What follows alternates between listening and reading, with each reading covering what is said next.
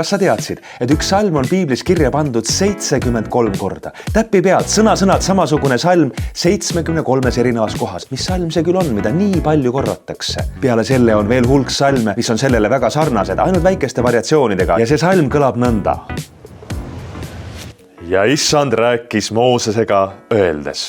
Just nimelt, Jumal kõneleb, kuula, see on väga tähtis. Selleks, et me võiksime hukatusest pääseda, tuleb meil kuulata, mida Jumala sõna ütleb. Sest see, mida Jumal ütleb, ei ole lihtsalt huvitav mõte, vaid see on seadus. Nagu loodusseadus on vääramatu, sest seda ütleb looja ise. Ainus viis kõige halvemast pääseda on kuulata, mida Jumala sõna ütleb, seda järgida ja teha täppi pealt nii, kriipsugi kõrvale kaldumata. Ja kui me oleme seda teinud või vähemalt kogu hingest püüdnud seda teha, siis korraga saab meile selgeks, et me vajame päästjat. Ja rõõmusõnum on selles, et päästja on tulnud. Jeesus on tulnud, et täita kogu seadus ja kinkida meile elu.